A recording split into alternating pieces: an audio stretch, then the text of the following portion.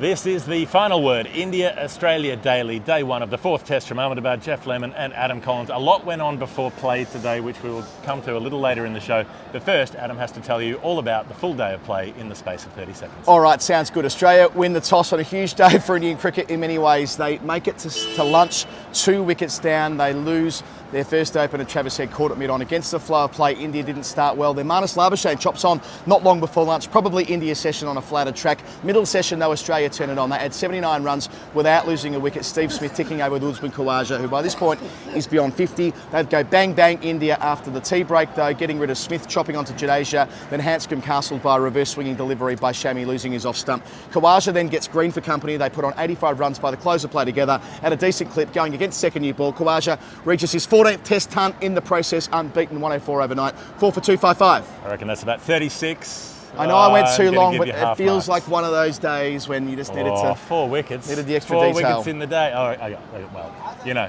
you have the choice. It's an artistic palette. The show is brought to you by the Visit Melbourne campaign, visitmelbourne.com. That's the city that we are from. And we encourage you to do exactly that. Now, what happened in Ahmedabad? Let's dive into things in a bit more detail.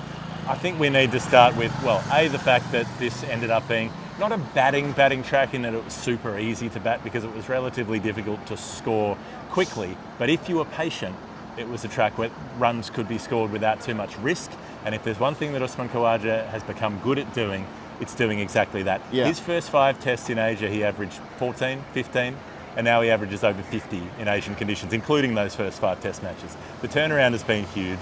The way he played in Pakistan last year, 200s, 290s. He's made his third half century of this series, and then he went on to turn this one into 100. His first 100 in India, the first time he's been allowed to bat in India because he came here twice before and wasn't allowed to actually get in the team. Yep. It's been an extraordinary change and development, evolution of a player's game to become pretty much the most important player in these conditions. Yeah, to pick up on a point you made at the start of that passage, it's risk mitigation. It's the fact that he knows now how to get so deep in the crease and do it with ease. Not a lot of players can do that in Indian conditions, and granted today were much easier conditions compared to indoor. I think we saw about 5 appeals today. There was about 5 every 10 minutes at indoor. That was just a hive of activity, whereas today felt like far more, I wouldn't say placid test cricket, that would be underplaying it because it was tense stuff, but I mean, the ball wasn't turning square and exploding through the surface either. Indeed, I don't think the ball turned off the straight all day, and if it did, it was mostly by deception and doing them in drift and that kind of thing. Yep. So that was well suited to Khawaja. It reminds me of 12 months ago when we were in Rawalpindi, then Karachi and Lahore. These were the same kind of innings he was playing there, batting at his own tempo, which at the moment is quite slow. I mean, Usman Khawaja as a younger man was quite a brisk scorer. These days he takes his time, he's not in a hurry. I think he had a strike rate of 38 for his first half century, by far his slowest 50 of the series, because at indoor, we'll make that Nagpur rather, no, where did he make the first 50? It was Delhi. Second test match. At Delhi and at indoor, he had to bat at a pretty decent clip because he knew that the dice was stacked in favour of the bowling side. Here he could kind of play more on his terms, and it works so well. I'm so thrilled for him. Last over of the day, clipping through mid-wicket to bring up his 14th test ton. It is such a great story, it gets better and better. Yeah, and the way that he's gone on, he gets to come back again tomorrow. The fact that he's been able to mentally make the shift as well from a surface where you need to score quickly and hope that you get enough before you get out, to one where you need to bat for 2 days. Exactly. Because that's the big thing here, right? And that's where, when the wobble happened, when Smith got out and then Hanscom played a couple of rasping pull shots and looked good for half an hour, and then he gets out as well. It's not bang bang, but it's 2 in relatively quick time. Yep. And you're thinking at that point they're about 4 for 170, and you're thinking, well, if they get bowled out for say 300 even here, then India can come out and make 600. Sure. I mean, that's still a risk. That could still happen if a couple of wickets fall quickly on the second morning. But you can't afford, as the side batting first, to make a mid-range score in these sort of conditions. You have to make a massive one, because otherwise the opposition's just going to come out and they're going to bat for 2 days and they're going to hurt you. Yeah, Smith joked before the test that maybe he should win the toss and bowl on account of what's happened in the series so far with all 3 teams batting and losing. But of course, today was different. Again, there was always going to be grass taken off the pitch between yesterday and today. We knew that. And when they got there this morning, they were quite happy to have a bat first with far less risk. There was no pace in the surface either. The difference at Delhi was that eventually it became a track that was very hard to bat on against spin, but initially it was pretty quick through the middle of the surface, and we saw really none of that with the exception of a burst after tea with the old ball actually from Umesh Yadav and Mohammad Shami, who had it reverse swinging. So, well, mostly Shami, but the tiniest little bit, yeah. Yeah, enough to do handscreen with that ball you referred to before, which had his off stump. Bad batting from him. I didn't think that one reversed much. He was just hanging back so deep in his crease. Yeah, so the ball swung back towards him. He was hanging back on his, both things are true. So he was hanging back on the crease, but the ball reversed through and got him with a bit of extra pace through the air as you can with the older ball. So they held back on taking the second new ball for an over, and then they eventually go to it. And that's when Australia really are able to capitalise on the position they've gotten themselves into. Never in this series have Australia seen a second new ball. They've been dismissed inside 80 overs every time. They made it to 200 once, and that was in like 76 overs at Delhi when they batted it at a pretty decent tempo. Here, second new ball, you remember that if teams are tired in the heat with 35 degrees today, and you've got a guy like Cameron Green walking in at number 6, counter-attacking against the hard new ball when the bowlers are knackered is a pretty good way of doing things. So I think they timed today well. Khawaja was in no hurry, knowing that Green down the other end could have a bit of licence at 6, kind of an old-fashioned thing, right? Your number 6 to counter-attack when the ball's getting old and when the ball's new again. Well, so it was today. Yeah, well, after coming in and doing the Cameron Green block thing for a few overs, then he decided that he was going to get going after that. Travis Head as well against the first new ball. Yep. He got dropped very early by KS Barrett behind Dreadful the wickets. drop. Yeah, bad drop. His feet were tangled up. He was on the move, on the hop almost. You never want to see a wicketkeeper in the air moving sideways. No. They should be smooth. They should be moonwalking basically across the turf. And then Head peels off 7 boundaries. In a row, wasn't it? Yeah. 7 scoring shots in a row from Head were boundaries. Right, and did that thing that he does, which gets them up and running. And then Labuschagne dragging on off the inside edge. He's been the big disappointment of this tour for Australia with the bat. Interesting perspective. Yeah, he led Australia's averages before today, averaging 37. Just that you were expecting so much more. Like he'd done so much training. He thought if anyone's going to figure out a way to do it, it'll be him, and he hasn't done. Yeah, so he was the match winner last week at indoor with Travis Head chasing 76 when he really got himself in. Looked really good towards the end. It's a shame that wasn't a day they could have gone on with it in hindsight because he looked the full bit then. But he's got starts.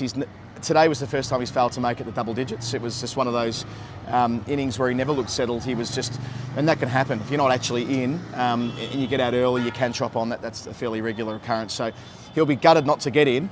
But yeah, I think he faced about sort of 25 balls for his 3, so he was scratching around. It wasn't fluent. It was the same for Smith early on, by the way. Smith was like 4 from 30 or something, but Smith looked really calm and really in control. And batting through that middle session. In Pakistan last year, we saw 12 wicketless sessions. 12 times where the 2 batters who started the session were still batting there at the end of the session.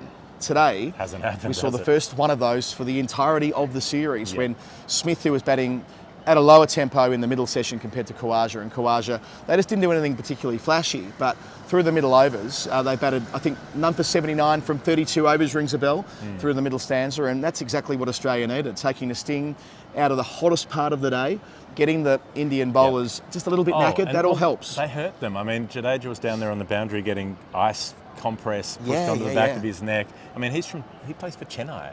You know, he's used to, it's 50 degrees sometimes there when you play IPL. Well, yeah, and he's from this part of the world as well, Jadeja. He plays Saurashtra, which is another side in the Gujarat state, so he knows these conditions. Exactly. So he was getting the ice. Shami was getting back rubs in between overs when he was out near the boundary line, in between deliveries. Yeah. Like, they were hurting out there. And I didn't think there was a whole lot more Rohit Sharma could have done because the surface gave them nothing.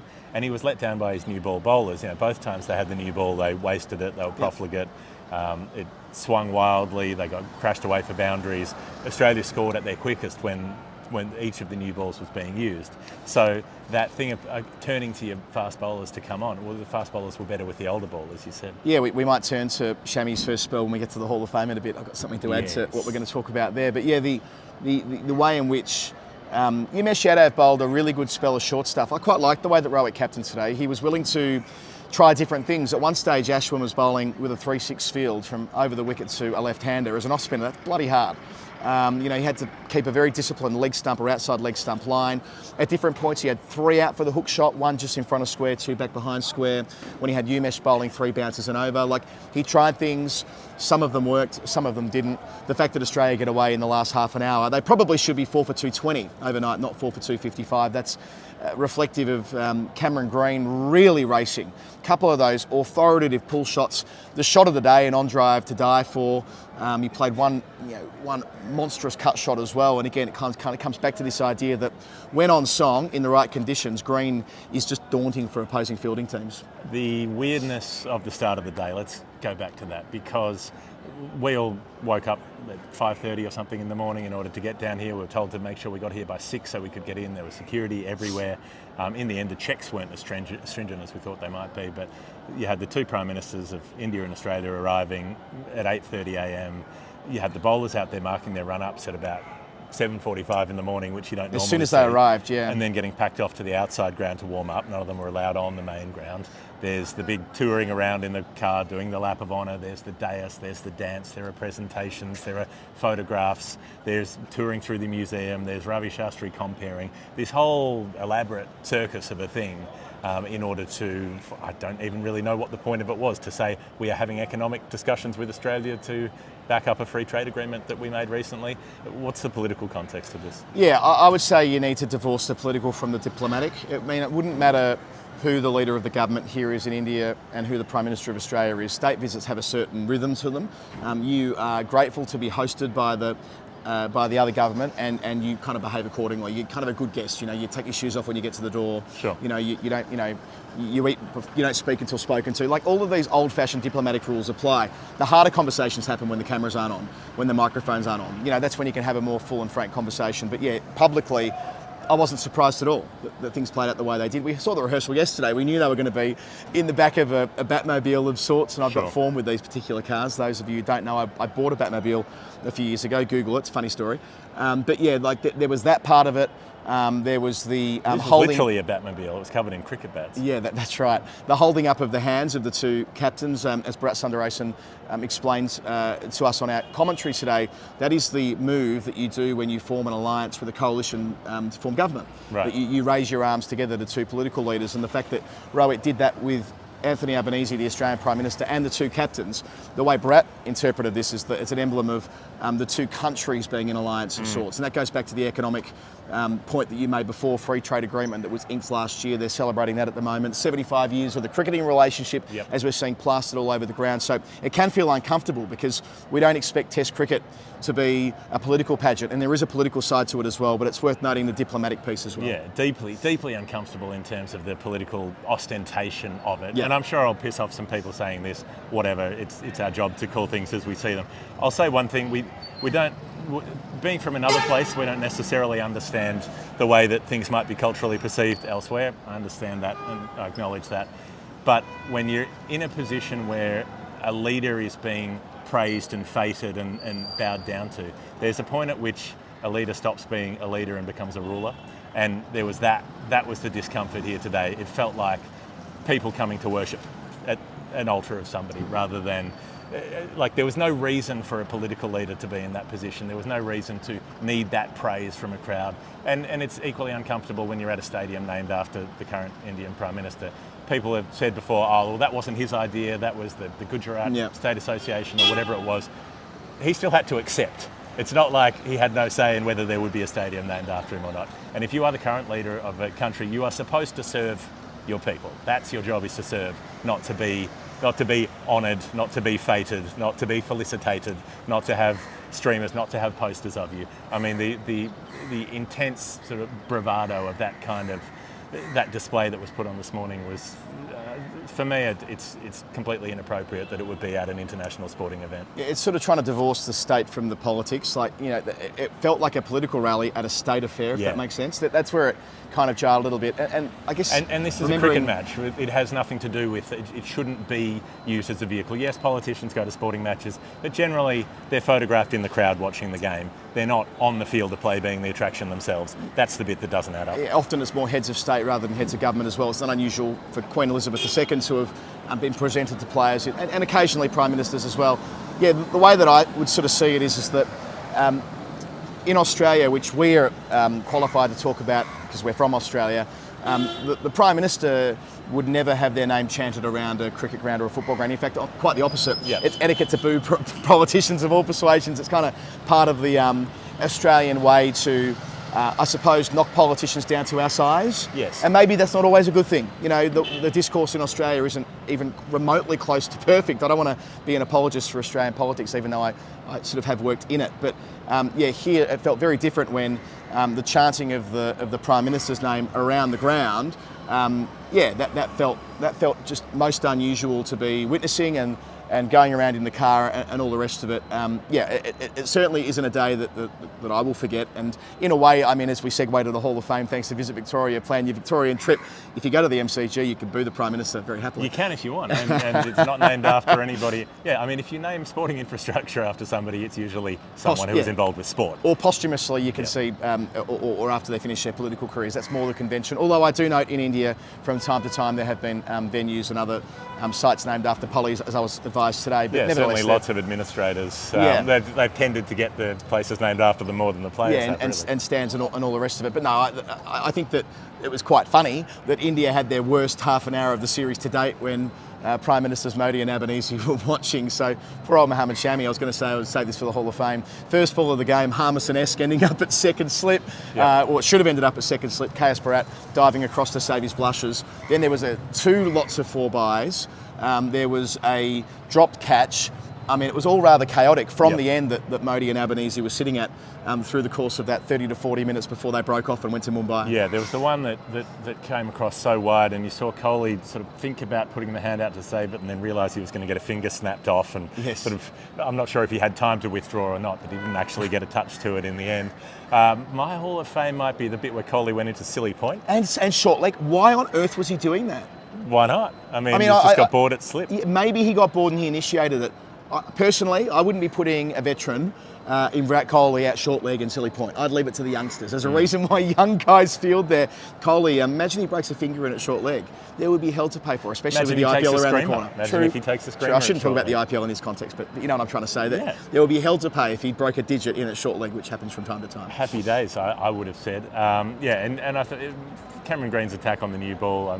Brilliant. But really, there's that one cover drive from Usman Khawaja, almost an extra cover drive where he's got a short cover in and he's got mid-offset quite deep, and he's got the tiniest gap, wafer thin, and he threads it through that gap. That was just, that had me purring. Yeah, that took him into the 90s. It was the perfect shot to move to 92. I love that as well. I was on commentary at the time and I probably was purring.